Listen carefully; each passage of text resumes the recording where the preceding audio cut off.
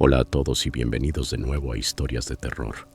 Sé que muchos de ustedes utilizan estos episodios para quedarse dormidos, así que, antes de que se entreguen al sueño, me encantaría que dejaran un comentario diciéndome desde dónde están escuchando en el mundo. Además, no olviden darle me gusta y suscribirse si están disfrutando de los episodios. Gracias por estar aquí.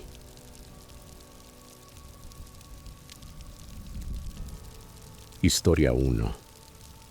Desperté a las 7 de la mañana, como cualquier otro día laboral. La alarma sonó y mi mano, casi por instinto, se estiró hacia el teléfono.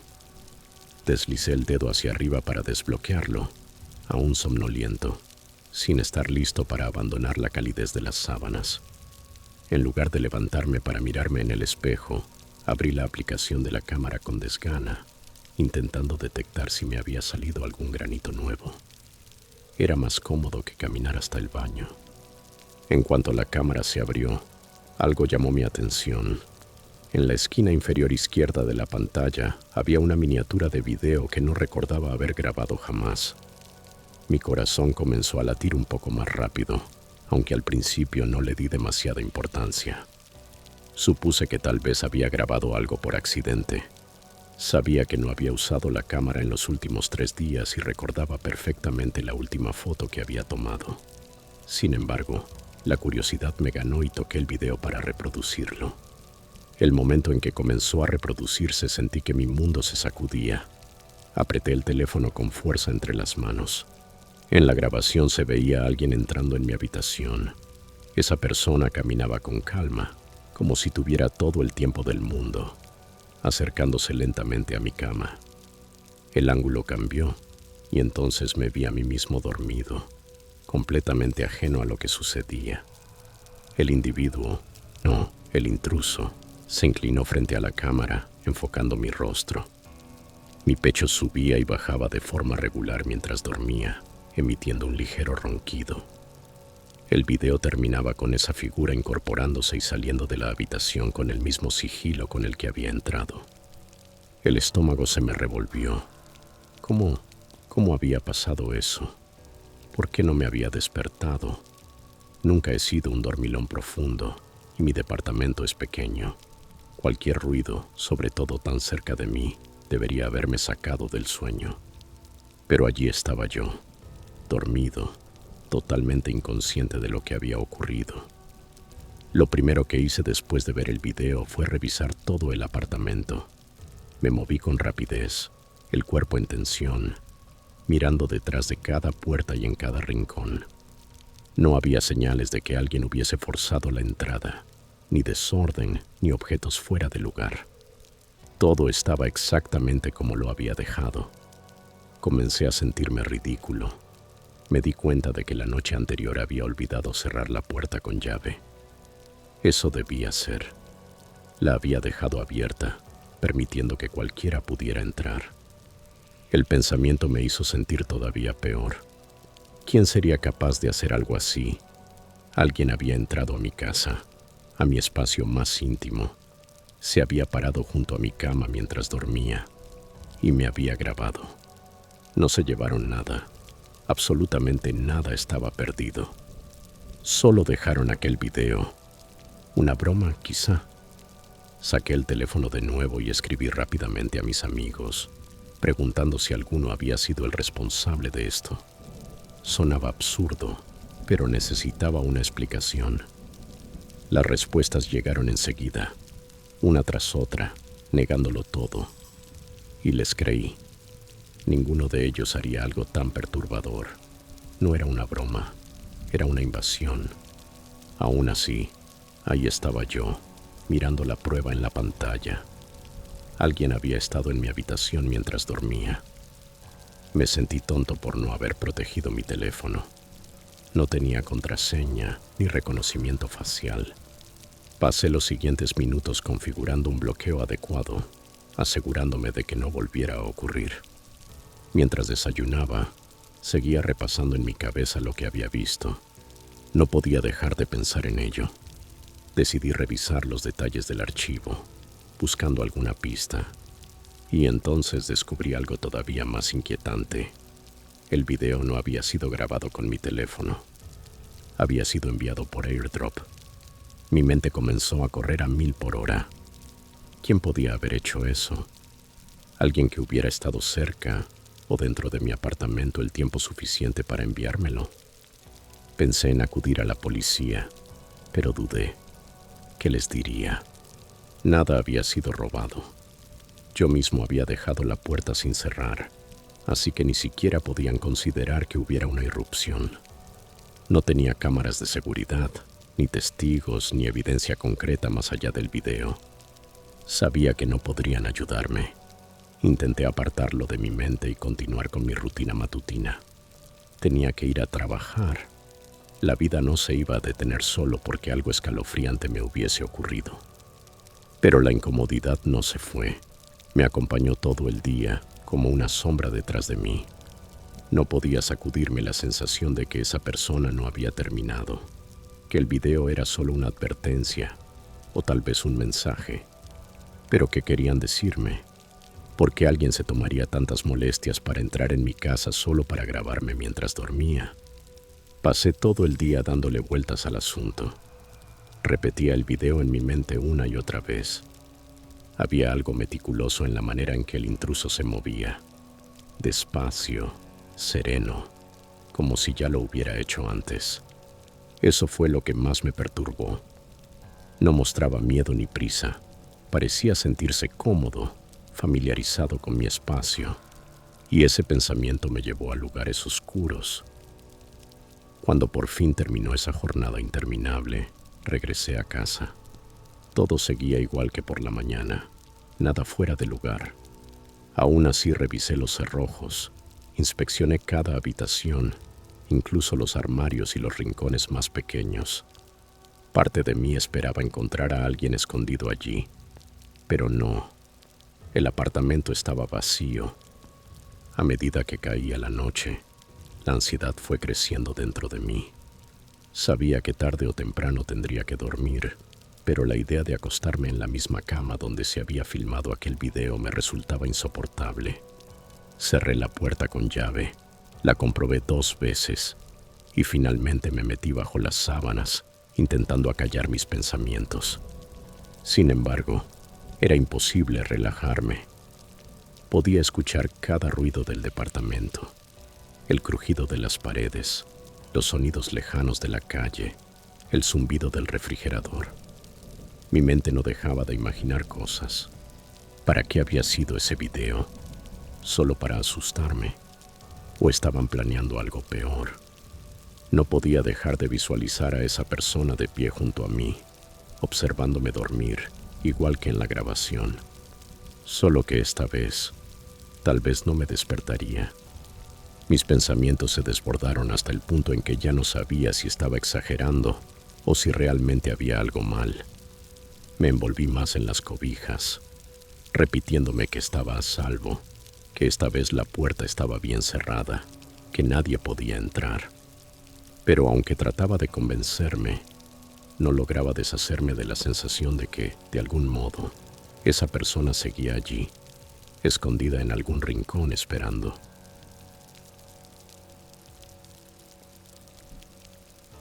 Historia 2. A finales de los años 90, durante los veranos trabajaba como consejero en un campamento nocturno en las montañas de Poconos. Hice ese trabajo durante 3 veranos consecutivos. Me divertía mucho con los niños y solía hacer amistad con todos los demás consejeros. Cada miércoles por la noche teníamos una tradición. Jugábamos a Manhunt, una especie de juego de persecución nocturna. Básicamente consistía en que una persona era designada como el cazador, mientras los demás debían esconderse y evitar ser atrapados. El cazador debía buscar y tocar a los jugadores, que se movían sigilosamente entre los árboles y las sombras para no ser descubiertos. Me encantaba ese juego. Era lo más emocionante de la semana.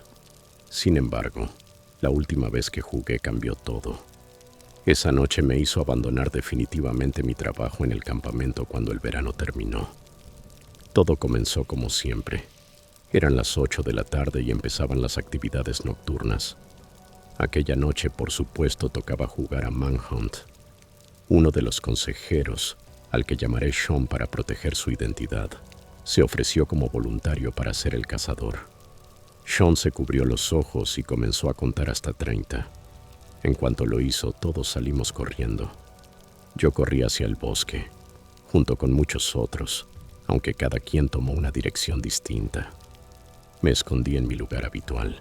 Como mencioné antes, cambiaré los nombres por privacidad.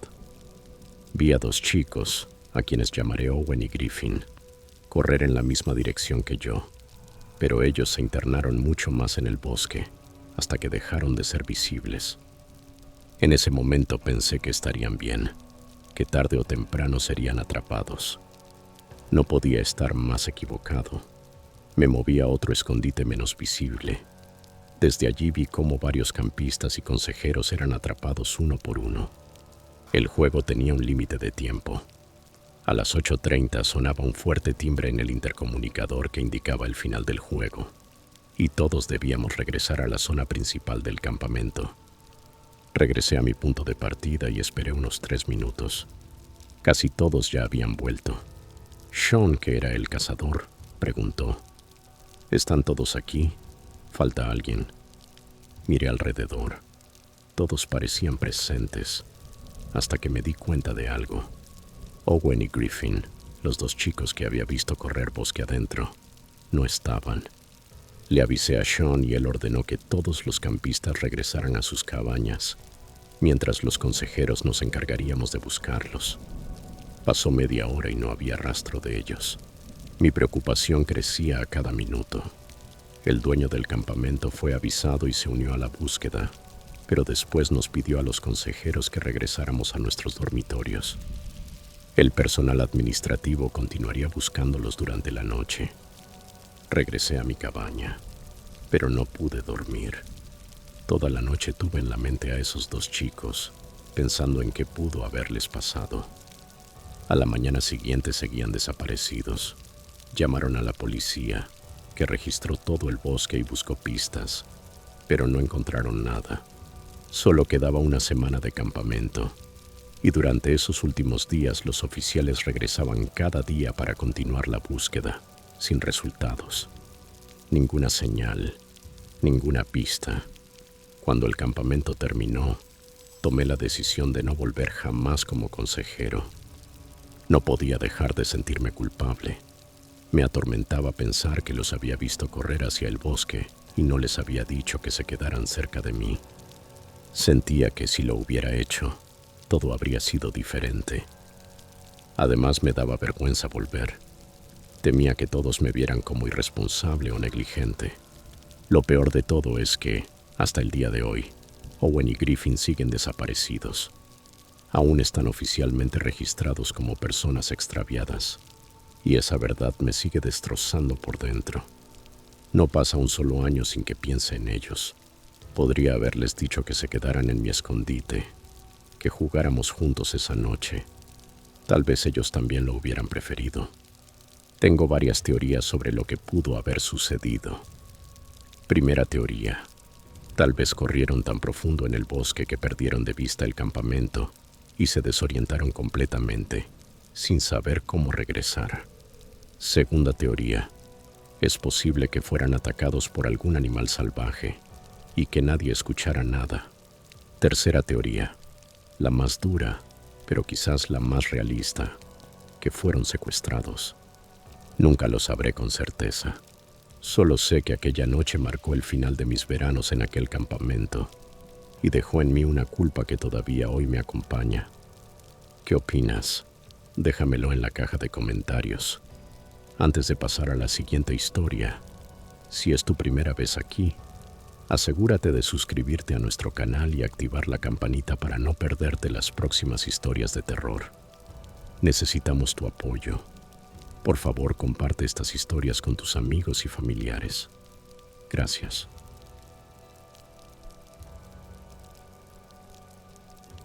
Historia 3. Este suceso ocurrió en el año 2004, durante mi último año de preparatoria. Asistía a una escuela llamada Winston Prep, ubicada cerca de Union Square, en la ciudad de Nueva York. Era un centro de educación especial diseñado para estudiantes de sexto grado hasta duodécimo y funcionaba de una manera diferente a la mayoría de las escuelas tradicionales. No nos dividían por grados, sino por el tipo de discapacidad o condición que cada uno tenía. A mí me habían diagnosticado trastorno por déficit de atención e hiperactividad y trastorno obsesivo-compulsivo desde pequeño. Mis compañeros tenían condiciones similares.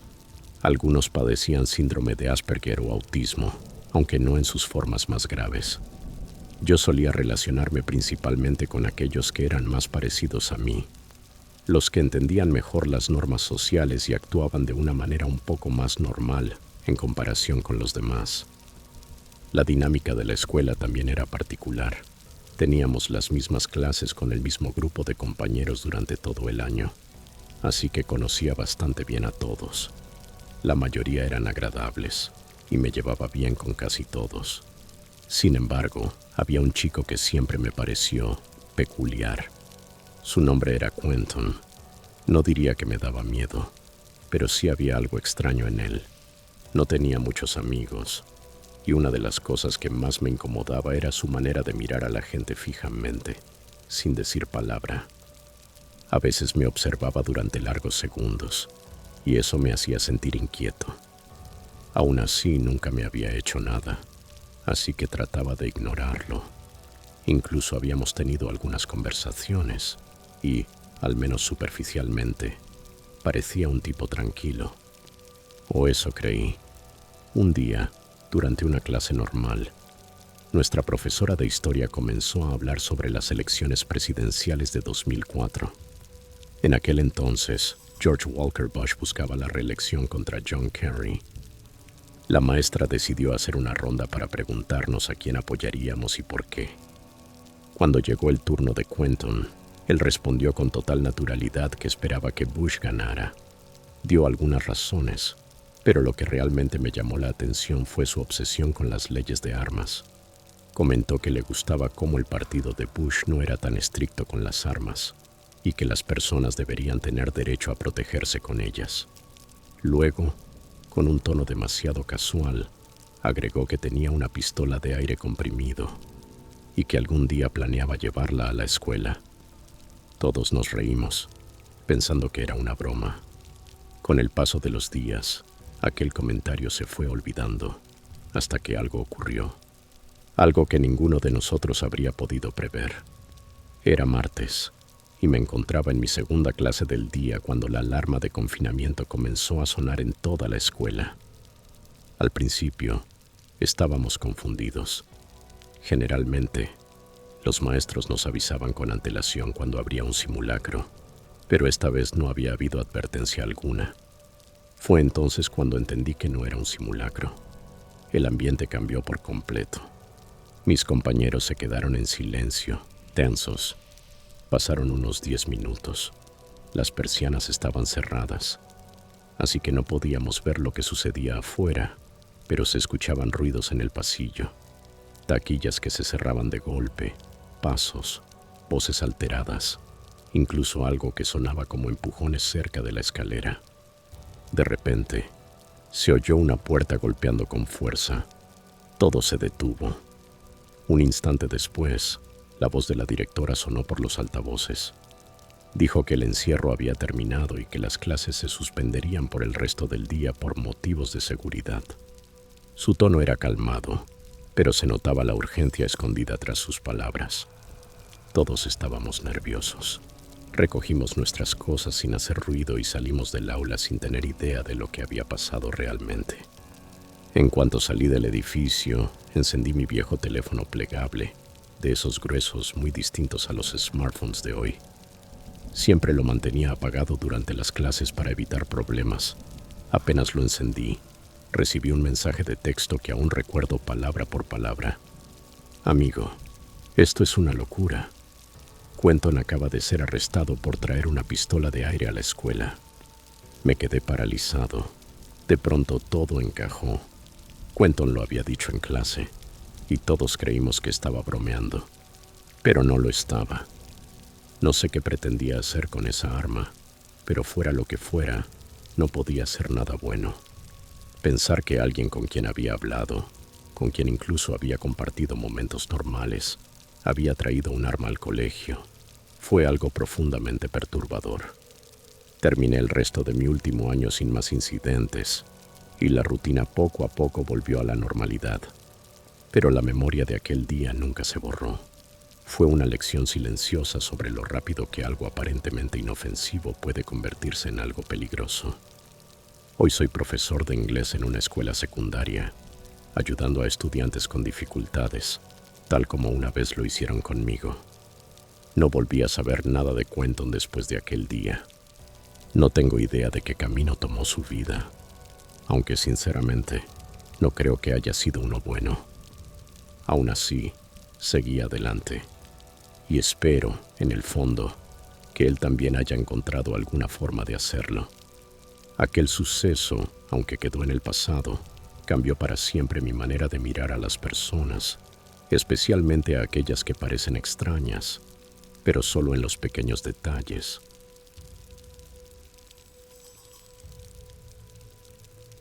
Historia 4. Ahora tengo 22 años y estoy a punto de comenzar mi último año de universidad. Hacer amigos siempre ha sido un desafío para mí, y nunca he entendido del todo por qué. Para la mayoría de las personas parece algo sencillo. Se conectan con otros con facilidad, sin pensarlo demasiado. Pero en mi caso, no era así. Cuando me sentía solo, solía refugiarme en Ometevi, una página web donde podías chatear con desconocidos al azar mediante videollamadas. La mayoría de las veces, las conversaciones eran aburridas o extrañas. Algunas personas eran amables, pero otras podían ser groseras, incómodas o directamente perturbadoras. Aún así, se convirtió en parte de mi rutina.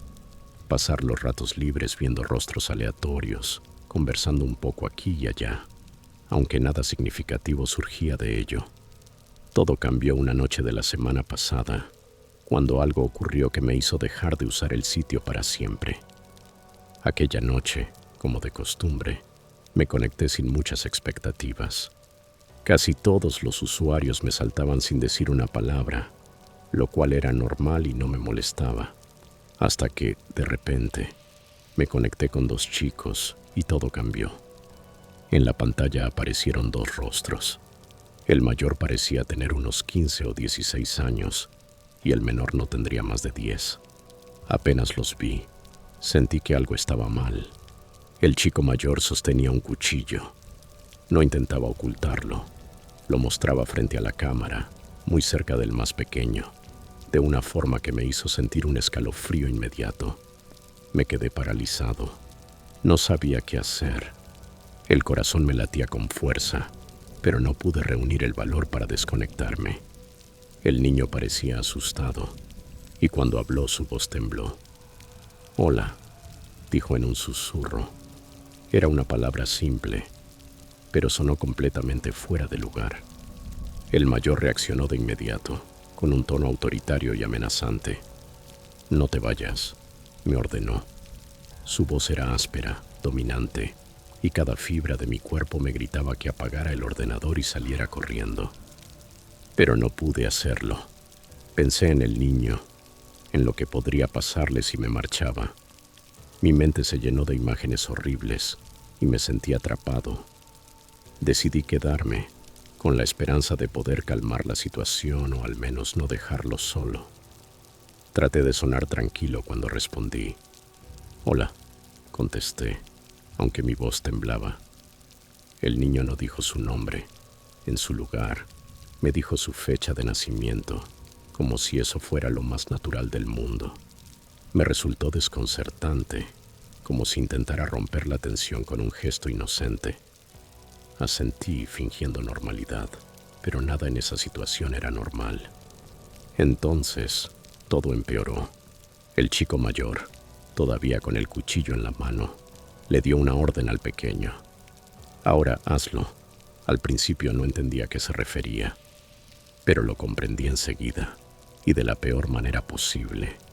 El niño comenzó a comportarse de una forma inapropiada, y la realidad del momento me golpeó como una ola helada. Era una pesadilla. No podía creer lo que estaba viendo. Mi instinto fue terminar la llamada de inmediato. Moví la mano hacia el ratón, pero el cursor estaba congelado. Intenté hacer clic en el botón de salir, pero no respondía. Presioné el botón de encendido del ordenador, pero tampoco funcionó. El pánico se apoderó de mí cuando entendí que no podía desconectarme. Era como si mi computadora estuviera bloqueada, obligándome a mirar. Mi equipo era de escritorio, sin tapa que pudiera cerrar, y el cable de alimentación estaba detrás del escritorio, fuera de mi alcance sin mover los muebles. Estaba completamente indefenso, con el corazón desbocado y la mente al borde del colapso, obligado a presenciar algo que jamás debería haber existido. Después de lo que pareció una eternidad, el video finalmente terminó. La pantalla se puso en negro y el ordenador se apagó solo. Me quedé allí, en la oscuridad, temblando, con el corazón todavía acelerado, intentando procesar lo que acababa de ocurrir. Sentí un alivio momentáneo, pero desapareció enseguida, reemplazado por la confusión y el miedo. ¿Qué era eso? ¿Qué había presenciado? ¿Y qué debía hacer ahora? Pensé en denunciarlo, pero dudé. No sabía si serviría de algo ni si podrían rastrear a esas personas. Además, no tenía idea de lo que podrían hacer después. El niño se veía genuinamente aterrorizado y no podía dejar de pensar en él. Solo deseaba que encontrara una forma de escapar de ese entorno, de liberarse del chico mayor, su hermano, supuse, que claramente era peligroso. Desde aquella noche, no he vuelto a entrar en Omi TV. Hay cosas tan perturbadoras, tan profundamente inquietantes, que uno aprende que no vale la pena arriesgarse a volver a ver algo parecido.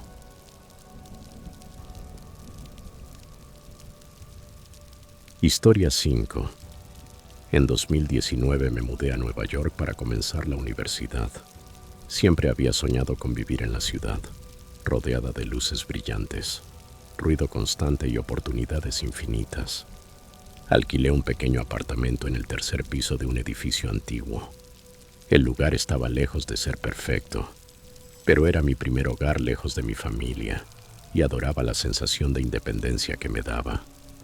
Mi nombre es Corinne y siempre he sido una persona bastante independiente. Aún así, vivir sola en una ciudad tan grande no era tan sencillo como lo había imaginado. Los primeros meses fueron normales. Asistía a clases, hice algunos amigos y pasaba las noches estudiando o viendo Netflix. El vecindario era tranquilo y el edificio donde vivía tenía una mezcla de estudiantes universitarios y residentes mayores. Me sentía segura, o al menos eso creía. Una noche, después de un largo día en la universidad, estaba sentada en mi escritorio, cerca de la ventana, terminando unas tareas. Era tarde, tal vez alrededor de las 11 de la noche. Mi ventana daba a la parte trasera de otro edificio, separada por un pequeño callejón que casi siempre estaba vacío salvo por unos contenedores de basura y, a veces, algún gato callejero. Esa noche, sin embargo, algo llamó mi atención. Al principio pensé que estaba cansada, viendo cosas que no estaban ahí, pero cuando volví a mirar, lo vi con claridad. Una figura parada en el callejón mirando directamente hacia mi ventana.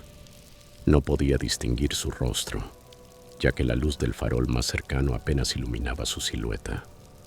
Era un hombre alto, vestido completamente de oscuro, casi fundiéndose con la noche. Me quedé inmóvil. No sabía qué hacer. El corazón comenzó a latirme con fuerza y sentí un nudo de miedo en el pecho. Lo observé durante unos segundos, esperando que se marchara, pero no lo hizo. Se quedó allí, inmóvil como una estatua. Intenté convencerme de que no era nada, de que tal vez solo era alguien pasando por ahí, ni siquiera mirando hacia mí. Cerré las cortinas con un movimiento rápido e intenté volver a concentrarme en la tarea, pero fue inútil. Mis manos temblaban y no lograba escribir una sola palabra. Apagué la lámpara del escritorio y me metí en la cama. escondiéndome bajo las mantas, tratando de olvidar lo que había visto. Me tomó un buen rato dormirme, pero al final el cansancio me venció. En mitad de la noche me desperté de golpe. No sabía por qué. La habitación estaba a oscuras y todo parecía en silencio. Entonces recordé la figura del callejón y el miedo regresó. Me repetí que no pasaba nada, que solo había sido mi imaginación. Pero, por pura paranoia, decidí revisar algo. Semanas antes, mis padres me habían convencido de comprar una pequeña cámara de seguridad para mi habitación. No porque fuera paranoica, sino por precaución. La había colocado sobre una repisa frente a la cama, apuntando hacia la puerta, más que nada por si alguien intentaba entrar mientras yo no estaba. Esa noche, por costumbre, la había dejado encendida. Así que tomé el teléfono, abrí la aplicación vinculada a la cámara y, con las manos temblorosas, comencé a revisar la grabación. Adelanté el video hasta el momento en que me había dormido. Todo parecía normal. Yo acostado en la cama, la luz de la calle filtrándose débilmente entre las cortinas. Pero entonces, alrededor de las 3 de la mañana, algo sucedió. La puerta de mi apartamento se abrió lentamente. Sentí que se me cortaba la respiración. Yo no había escuchado nada y estaba segura de haberla cerrado con llave antes de acostarme. En la grabación se veía cómo la puerta se entreabría con un crujido apenas perceptible y luego una figura entraba en la habitación. Era el mismo hombre que había visto en el callejón, alto, con una chaqueta oscura y la capucha subida sobre la cabeza. No se apresuró. Avanzó despacio, casi con calma, y se detuvo al pie de mi cama. Mi estómago se revolvió mientras seguía viendo el video. Ahí estaba yo, dormida, completamente ajena a que alguien estaba de pie a solo unos pasos de distancia. Durante varios minutos, 10, según el contador del video, el hombre no se movió. Solo se quedó allí, observándome. Luego dio un paso hacia adelante, inclinándose un poco, como si quisiera verme mejor. Mi cuerpo dormido se movió apenas, quizás por reflejo, y él retrocedió de inmediato, como si temiera despertarme. Finalmente, se dio la vuelta, caminó lentamente hacia la puerta y salió. El cierre suave de la puerta fue lo último que se escuchó antes de que el video terminara. No había robado nada, no había tocado nada, solo había estado allí, mirándome. Me quedé sentada en la cama, con el teléfono en la mano, mirando la pantalla sin poder moverme. Tenía la boca seca y el corazón desbocado. No sabía qué hacer. Llamar a la policía. ¿Y qué les diría? Que un hombre había entrado, se quedó viéndome dormir y luego se fue, sin robar ni romper nada. No pegué ojo el resto de la noche. Solo podía pensar en lo que habría pasado si me hubiera despertado mientras él estaba allí. ¿Por qué había entrado? ¿Y por qué se había marchado sin hacer nada? ¿Qué buscaba? A la mañana siguiente, fui a hablar con el administrador del edificio y también llamé a la policía. Vinieron a mi apartamento, tomaron mi declaración y revisaron la grabación. Me dijeron que investigarían, pero pasaron las semanas y nunca encontraron nada. El hombre nunca fue identificado. Compré una cerradura nueva y empecé a revisar la puerta 2, incluso 3 veces cada noche. Comencé a dormir con las luces encendidas, pero nada de eso logró hacerme sentir realmente segura. Hasta hoy, cada vez que miro por la ventana, la mitad de mí espera volver a verlo allí, de pie en el callejón, mirándome otra vez. Nunca volvió, pero el recuerdo de aquella noche nunca se fue. Saber que alguien estuvo en mi apartamento, viéndome dormir, mientras yo estaba completamente vulnerable, es una sensación que todavía me persigue. Vivir sola en la ciudad no fue la aventura que había imaginado. Fue una pesadilla de la que aún no he logrado despertar.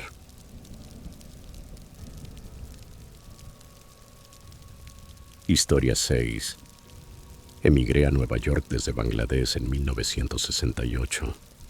Viajé junto a mi esposa, mis 2 hijos, y también con los hermanos y hermanas de mi esposa, junto a sus familias. Había comenzado a aprender inglés a los 3 años, y hoy puedo decir que soy completamente fluido en el idioma. Completé mis estudios en la Universidad de Dhaka, y actualmente estoy retirado de la vida laboral.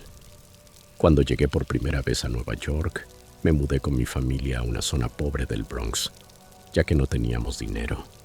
Las calles estaban sucias, la violencia de pandillas era constante y las ratas eran parte del paisaje cotidiano. Vivíamos sin aire acondicionado y apenas lográbamos sobrevivir. Cada día enfrentábamos xenofobia, miradas, insultos, comentarios crueles, pero no dejamos que eso nos derrumbara. Estábamos enfocados en sobrevivir y en ganar lo suficiente para pagar las cuentas y mantener un techo sobre nuestras cabezas. Yo trabajaba 2 empleos, uno como taxista y el otro como cajero en una tienda de dulces. Mi esposa trabajaba como costurera, mientras nuestros hijos asistían a la escuela y se esforzaban por aprender. Con el paso de los años, las cosas comenzaron a mejorar lentamente. Nunca ganábamos mucho, pero alcanzaba para pagar los gastos básicos, la educación de los niños y la comida. Poco a poco, ahorramos suficiente dinero para mudarnos a un barrio más tranquilo, en Queens, y comprar una casa más cómoda y estable. Mi esposa y yo seguimos trabajando, y nuestros hijos progresaban bien en sus estudios. Cada día se sentía esperanzador, excepto uno. Era el año 1980, alrededor de las 2 o 3 de la tarde. En ese momento, yo estaba trabajando en la tienda de dulces. El día transcurría con normalidad. Los clientes entraban, compraban caramelos y se marchaban. Pero uno de ellos no tenía la intención de comprar nada. Estaba detrás del mostrador, esperando al siguiente cliente, cuando todo cambió. Un hombre entró al local, vestido completamente de negro, con una mascarilla, gafas oscuras y un gorro de lana. En cuanto lo vi, supe que algo andaba mal. Iba a robar la tienda. Sacó un arma y gritó con voz furiosa: «Abre la caja registradora, ahora». El miedo me paralizó. Sentí el cuerpo rígido, incapaz de moverme, con las manos levantadas en señal de rendición, intentando decirle sin palabras: «Por favor, no dispares». Traté de abrir la caja, pero por alguna razón no podía. Quizás los nervios, quizás el miedo. Entonces, el ladrón pronunció unas palabras que jamás olvidaré mientras viva: «Lárgate, maldito Paqui», y disparó. Caí al suelo. Por suerte, logré moverme apenas un poco hacia un costado, y la bala solo rozó mi mejilla, en lugar de atravesarme la cabeza, que era claramente su objetivo. Tendido en el suelo, lo vi levantar la caja registradora y arrojarla con fuerza al piso. El impacto la rompió, y los billetes cayeron desparramados. El hombre los recogió con prisa, los metió en una bolsa negra y huyó corriendo hacia su coche, desapareciendo en cuestión de segundos. Apenas se fue, la gente comenzó a entrar corriendo a la tienda. Los disparos habían sido fuertes y varias personas vinieron a ver qué había pasado. Unas 6 personas se acercaron a mí, preguntando si estaba bien. No podía hablar bien, ya que la bala seguía incrustada en mi mejilla y la sangre me empapaba el rostro, pero logré decir que estaba vivo. Una mujer me aseguró que ya habían llamado al 911 y que una ambulancia venía en camino. En pocos minutos, los paramédicos llegaron y me llevaron al hospital. Allí, los doctores extrajeron la bala mientras yo estaba acostado en una camilla. Mi familia fue avisada y llegó enseguida. Recuerdo verlos entrar, llorando sin control, agradeciendo entre sollozos que todavía estuviera con vida. Un poco más tarde, llegaron los policías. Me hicieron las preguntas habituales para abrir un caso. Les conté todo lo que recordaba, aunque no podía darles una descripción clara del ladrón, ya que tenía todo el rostro cubierto. Agradecieron mi cooperación y me aseguraron que me contactarían si llegaban a identificarlo.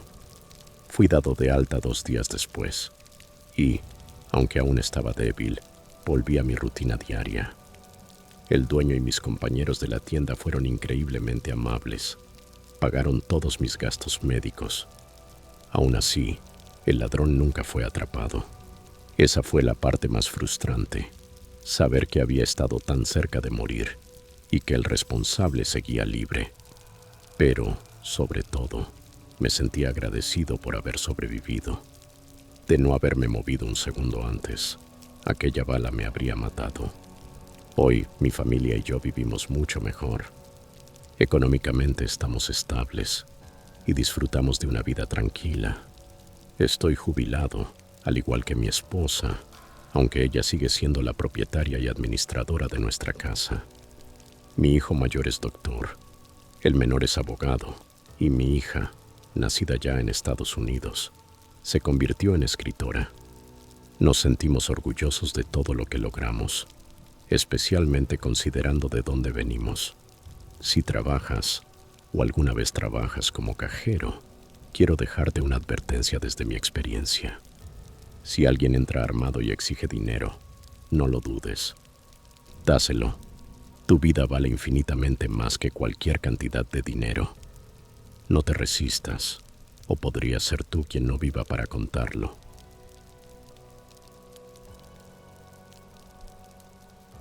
Historia 7. Conducía tarde en la noche por una carretera solitaria del campo.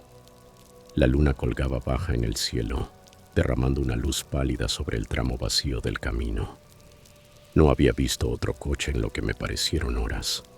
El medidor de gasolina estaba peligrosamente cerca de la línea roja. La aguja apenas se sostenía sobre el límite. Me maldije a mí mismo por no haber cargado combustible antes. No tenía idea de cuán lejos estaría la próxima gasolinera, y la ansiedad comenzó a apoderarse de mí. Justo cuando empezaba a desesperarme, vi una luz tenue en la distancia. A medida que me acercaba, distinguí una vieja estación de servicio, pequeña, con un solo surtidor y un letrero de neón parpadeante que zumbaba débilmente en el aire inmóvil de la noche. El letrero tenía la pintura desgastada. Apenas podía leerse la palabra gas. Las ventanas del edificio detrás del surtidor estaban oscuras, pero en ese momento no me importó. Solo sentí alivio. Había encontrado lo que necesitaba. Detuve el coche junto al surtidor y apagué el motor. El silencio era absoluto, tan profundo que ni siquiera se escuchaba el canto de los insectos o el murmullo del viento entre los árboles. La estación parecía suspendida en una burbuja de quietud, aislada del resto del mundo, pero estaba demasiado preocupado por mi falta de combustible para detenerme a pensar en ello. Salí del coche y me acerqué al surtidor. Era un modelo antiguo, de los que ya no se ven, metálico, oxidado, con una palanca de hierro y un contador mecánico que hacía clic al girarlo. Levanté la palanca, esperando oír el sonido familiar del combustible fluyendo, pero no pasó nada. El surtidor permaneció en silencio. Lo golpeé suavemente, tratando de hacerlo funcionar, pero seguía sin respuesta. Frustrado, miré alrededor buscando a alguien que pudiera ayudarme. La estación parecía abandonada, pero tenía que haber alguien, ¿no? Caminé hacia el pequeño edificio. La puerta de madera crujió al empujarla. Dentro, el aire era polvoriento, y una sola bombilla colgante iluminaba débilmente el lugar, titilando de vez en cuando. Los estantes estaban casi vacíos, con algunos snacks y bebidas antiguas cubiertos de polvo, como si llevaran décadas allí. Al fondo había un mostrador, y detrás de él, un hombre anciano sentado en una silla gastada. Tenía los ojos entrecerrados, y por un momento pensé que estaba dormido. Su ropa se veía vieja, descolorida, y parecía no haberse lavado en años. Su piel era pálida, casi grisácea, y sus manos reposaban pesadamente sobre el mostrador, inmóviles. «Disculpe», dije. Mi voz sonó demasiado fuerte en aquel silencio. «El surtidor no funciona. Necesito gasolina». El hombre no respondió al instante. Parpadeó lentamente, con una mirada vacía y distante. Finalmente, tras lo que pareció una eternidad, asintió una vez, sin decir palabra. Luego metió la mano bajo el mostrador y sacó una pequeña llave metálica, que lanzó con un suave tintineo sobre la mesa. «Prueba ahora», murmuró, con una voz ronca, áspera, como si no hablara con nadie desde hacía años. Tomé la llave con rapidez y salí al exterior, aliviado. Tal vez aún podría repostar y seguir mi camino. Introduje la llave en una ranura lateral del surtidor y la giré. El aparato cobró vida con un clic mecánico y el combustible comenzó a fluir. El sonido del líquido llenando el tanque fue un alivio inmenso. Sentí como el peso del miedo se desvanecía poco a poco. Los números en el contador subían lentamente, marcando cada litro en ese viejo display mecánico. Cuando el tanque se llenó, coloqué la manguera en su sitio y eché un vistazo hacia el edificio. La bombilla interior ya no estaba encendida. Todo estaba oscuro. Fruncí el ceño, confundido, pero lo atribuí al cansancio. Era tarde. Estaba agotado y solo quería volver a la carretera y dejar atrás ese lugar extraño. Subí al coche y me alejé. La gasolinera quedó atrás, desvaneciéndose en la noche. Mientras conducía, no pude sacudirme la sensación de que algo no estaba bien. El camino parecía más oscuro, los árboles más altos, casi como si se cerraran a mi alrededor. Intenté ignorarlo. Solo estoy cansado, me repetí. Pero al día siguiente, la sensación persistía. No podía dejar de pensar en esa estación. Era demasiado vieja, demasiado fuera de lugar. Y el hombre, con su piel casi sin color y sus ojos sin brillo, había algo profundamente inquietante en él. Movido por la curiosidad, decidí preguntar a un vecino del pueblo cercano. Era un hombre mayor, de esos que parecen saber todo sobre la zona. Le conté mi experiencia, esperando que dijera algo como: «Ah, sí, esa gasolinera vieja sigue funcionando».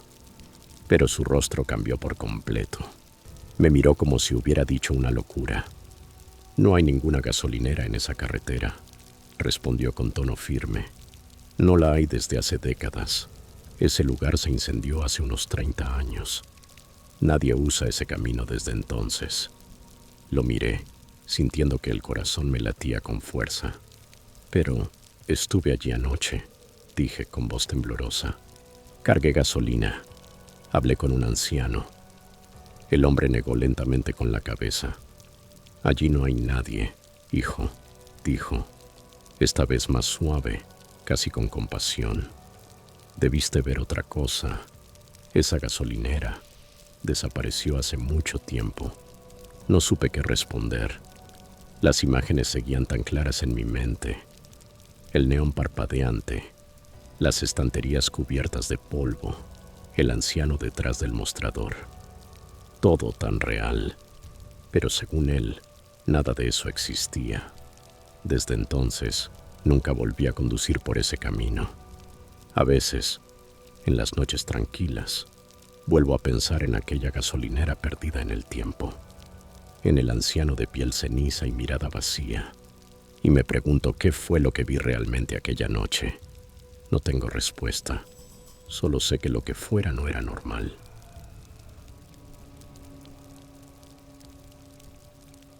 Historia 8. Durante la década de 1990, trabajaba como ejecutivo de publicidad en Baltimore, aunque vivía en la ciudad de Nueva York. El viaje diario era agotador, pero me gustaba mi trabajo, así que lo soportaba. Mi rutina era casi siempre la misma. Me despertaba alrededor de las 6 de la mañana. Tomaba la línea 3 del metro hasta Penn Station y desde allí abordaba el Amtrak de las 7:15 de la mañana, con destino a Baltimore. El trayecto duraba aproximadamente 2 horas y 15 minutos. Lo hacía todos los días sin problemas, hasta aquel viernes en que todo cambió. Ese día tomé el tren 6153, como de costumbre. Todo marchaba con normalidad al principio. A eso de las 6:23 de la mañana, llegamos a la tercera estación antes de entrar a Manhattan, y un par de minutos después, El tren volvió a ponerse en marcha. Sin embargo, hacia las 6:26 o 6:27, el tren se detuvo por completo. Me sorprendió, ya que a esa hora no solía haber interrupciones. Era muy temprano y pocos pasajeros usaban esa ruta. Esperé unos 5 minutos antes de que el conductor hablara por el altavoz. Lamentamos mucho el retraso. Hay un problema en la línea y estamos intentando resolverlo lo antes posible. Gracias por su paciencia. Suspiré con frustración. No quería llegar tarde. Mi jefe era de esos hombres que perdían los estribos si alguien se retrasaba. El tiempo siguió pasando. A los 40 minutos, empecé a preocuparme. ¿Qué demonios podía estar pasando allá afuera? 20 minutos más tarde, el conductor volvió a hablar. Pedimos disculpas nuevamente por la demora. Nos informan que estaremos detenidos por un tiempo. Agradecemos su paciencia. Ya había pasado una hora entera. El ambiente dentro del vagón se volvió tenso. La gente estaba inquieta, nerviosa, murmurando con molestia. 10 minutos después, escuché algo que jamás olvidaré. Justo afuera de mi vagón, resonaron una serie de disparos. Segundos después, gritos. El sonido era seco, violento, real. Alguien allá afuera estaba disparando, quizá intentando matar a alguien. El miedo me paralizó. Sentí como la sangre me abandonaba el rostro. Nadie dentro del vagón se movía. Todos permanecimos en silencio absoluto, conteniendo la respiración. Durante los siguientes 35 minutos, los sonidos se alternaban entre sirenas, pasos, voces y órdenes gritadas. Podía distinguir claramente las sirenas de la policía y los vehículos de emergencia resonando por encima del túnel. El caos allá afuera contrastaba con el silencio tenso dentro del tren. A esas alturas, todos sabíamos que algo terrible estaba ocurriendo. Pasó más de una hora hasta que, finalmente, alrededor de las 8:30, el tren volvió a moverse. El alivio fue inmediato. La gente comenzó a aplaudir y vitorear, como si acabáramos de sobrevivir a un naufragio. Sin embargo, aún no teníamos señal en los teléfonos. Seguíamos bajo tierra. Cuando llegamos a la siguiente estación, nos ordenaron evacuar el tren. Nos informaron que la línea estaría cerrada por el resto del día. Llamé a mi jefe y le expliqué lo sucedido.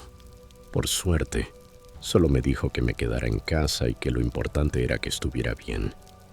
Al colgar me acerqué a un oficial de policía y le pregunté qué había pasado. Su respuesta fue breve y seca. No podemos dar detalles. Lo sabrá mañana en los periódicos. Agradecí. Salí de la estación y tomé un taxi de regreso a casa. A la mañana siguiente, al salir a recoger el periódico frente a mi puerta, vi el titular y sentí que el estómago se me encogía. Hombre sin hogar muere tras enfrentamiento armado en el metro. El artículo relataba lo ocurrido. La noche anterior, un hombre sin hogar había robado un arma de una tienda de armas y escapado antes de que pudieran detenerlo. Corrió tan rápido que logró huir. Poco después, entró a una estación de metro cercana a la mía y se metió en las vías del tren. Testigos afirmaron que había permanecido escondido durante horas, desde la noche hasta la madrugada, entre varias estaciones del sistema subterráneo. A la hora en que mi tren se detuvo, los guardias de seguridad que vigilaban las cámaras lo habían detectado. Avisaron de inmediato al conductor, quien ordenó detener el tren, lo que provocó el largo encierro de 2 horas y media. Durante ese tiempo, la policía peinó el túnel buscando al sospechoso, hasta que, de repente, se escucharon disparos bajo el tren. El hombre había abierto fuego y los oficiales respondieron. El tiroteo terminó en segundos. El vagabundo murió en el acto. Luego llegaron más policías y paramédicos, y su cuerpo fue sacado del túnel dentro de una bolsa para cadáveres. 5 años después, dejé ese trabajo. Había conseguido un empleo mejor dentro de la propia ciudad, así que ya no necesitaba viajar hasta Baltimore. Pero el recuerdo de aquella mañana sigue vivo en mí. Desde entonces, le tengo miedo a las armas. Cada vez que veo una en una tienda o en televisión, mi mente vuelve automáticamente a ese momento, a los disparos que resonaron justo afuera, bajo el vagón donde yo estaba, paralizado por el terror. Nunca olvidaré ese sonido, ni la sensación de saber que la muerte estaba a solo unos metros de distancia.